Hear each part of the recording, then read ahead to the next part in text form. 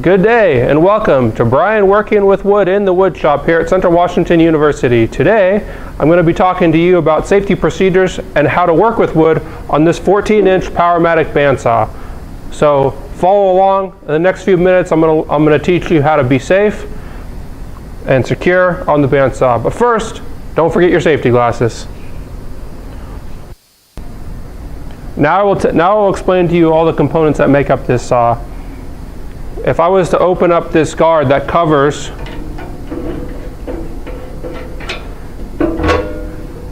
what drives this band, it's a 93.5-inch blade, so it's a big rubber band that goes around an upper wheel and a lower wheel. I've exposed the upper wheel right here. Now I have the upper wheel exposed. This bandsaw runs this 93.5-inch blade around two wheels, an upper wheel and a lower wheel. Since this upper wheel is exposed, you can see that the blade teeth are coming this way and it runs up and around. And if I spin it, you'll see how the blade starts to drive down through the table, protected by this guard, which I'll talk about in 1 second. Now the close-up of the blade guard is this piece here. It can be adjusted up and down from the knob in the back.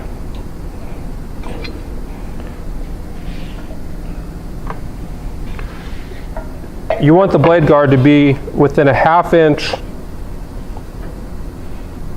of your wood, so about like that.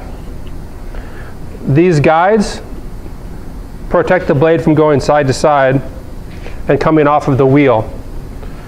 In the back there's also a blade guide that keeps the blade from going off the track and getting off the wheel and breaking. There's not a blade guide in front.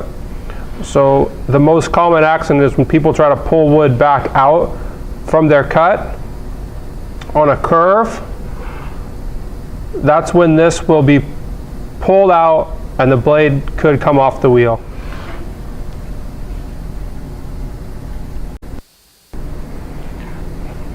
Another great feature of the bandsaw is the ability to use a fence.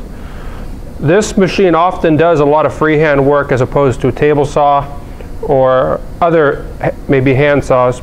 However, when you can use the fence, always do so. What you want to do is make sure that it's locked down, and of course this thing can slide back and forth. Once it's locked down, it's good. Run your wood through the saw, let the blade do the work. Never get your fingers more than 2 inches near the blade. When you're ready to start cutting your wood, you must always remember to keep your fingers more than 2 inches away from the blade. When you get close, you can use different things like push sticks, for instance. So in this case, if I was running this piece of wood through and I was getting close, I might stick my hand up here and push through like that. Remember, move your hands within 2 inches of the blade. Alright, as you can see in this part of the video, I'm going to be cutting a piece of plywood using the fence. And you can see here I'm just adjusting the guard to within a 1/2 inch of my workpiece before I start cutting. And this is once again just to demonstrate how to use the fence on the bandsaw. So I'm adjusting it, and in this example I'll also show how to use the push stick. So I turn the machine on, wait for the belt to get up to speed, and then I realize here that I can't get the push stick through, so I'm adjusting the fence again.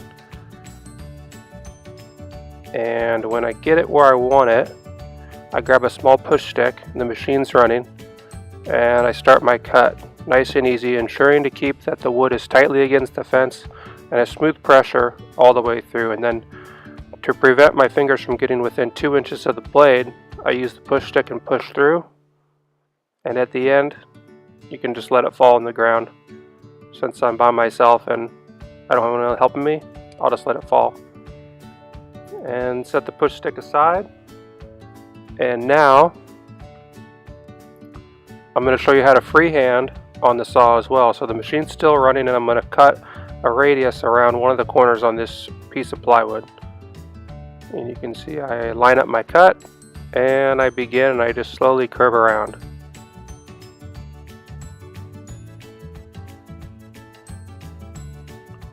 And to clear the scrap, I use a push stick on the back side of the blade. And now I'm going to show you how to use the miter gauge.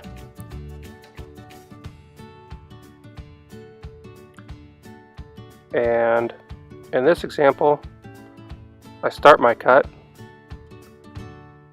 and then I realize that the air hose that blows the sawdust away from the blade is in my way.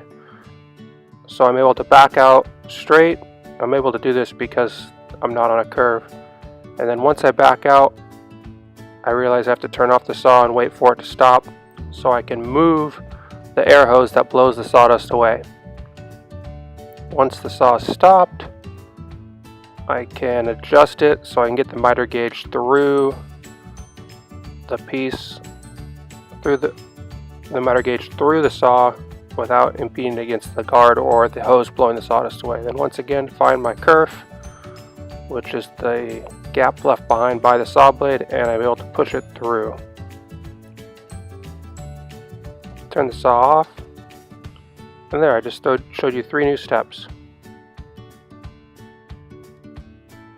In this portion of the video, I'm going to be showing you how to cut an inside curve. So you can see I'm going to make my relief cuts on the wood first, just doing straight lines and backing it out while the saw is running. Usually you don't want to back out of a saw cut, but in this case, because it's a straight line, I'm able to do so safely. If you have curves, you'll always and the blade might pinch or bind, it can become dangerous. What you want to do in that case is stop the saw while holding the work down to the table, and when the saw stops, slowly back out. So once I have all my relief cuts cut, which will allow the blade to move through the inside curve without binding, a little easier than if I didn't have them. And now you can see I'm going to make my inside cut, and I just work it around very slowly, and as I'm going through each area, the reliefs are popping out as they become clear of the workpiece.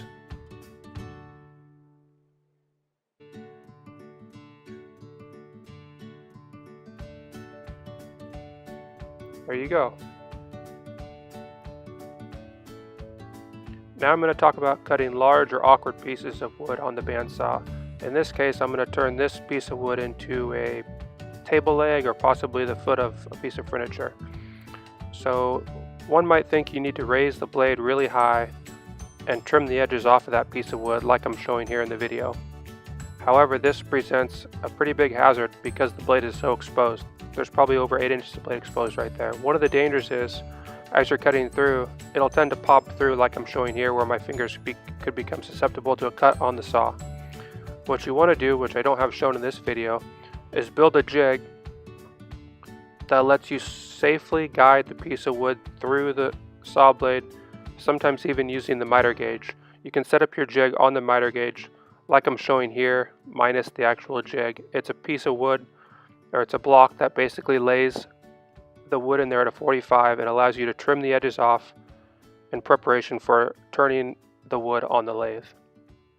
So you can see here, much less blade exposed, and you have the safety of a jig where the wood is resting. And now another use for the bandsaw is doing resaw. Basically, you put the edge of the wood on the table and run it through to split it in half. This creates a mirror image of the wood, just half as thick on each side. You can see my shop assistant here setting up the feather board that keeps pressure on the wood and keeps it against the fence. And as you can see here, he's using a push stick, and the wood's just being pushed through the saw blade. And here you got a lot of exposed blade too, so this makes it dangerous. I'm going to catch it here and I'm going to pull it through, and he's going to use his push stick on the other side. And just keep your fingers out of the way, and you're through. Okay, now for some review that we're wrapping up our lesson here.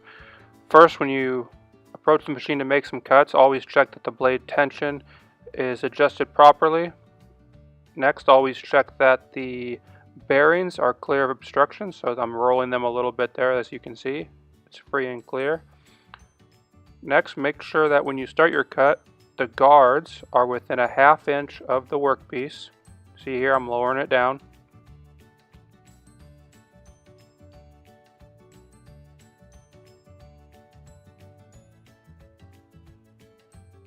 And when you do cross cutting, make sure you use a miter gauge or a jig.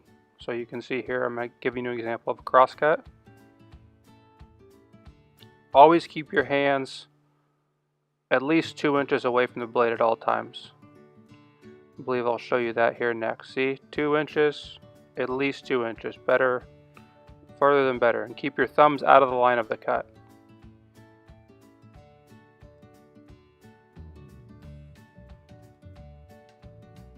Make sure to use push sticks as well. You can see here in the video I'm running to look for a push stick, so these are very handy to keep your your fingers away from the cut.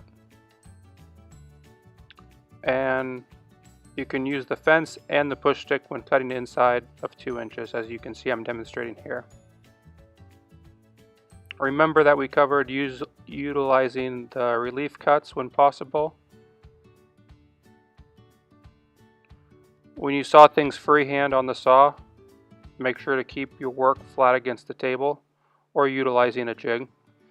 One of the other big points is, remember on the cylindrical stock we were trying to turn for the lathe, you always want to use the V-block.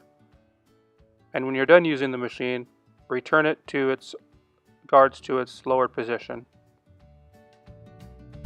Thank you for watching the safety video on the bandsaw. Hopefully you'll practice what I showed you here in these videos, because the number one thing in the shop is safety.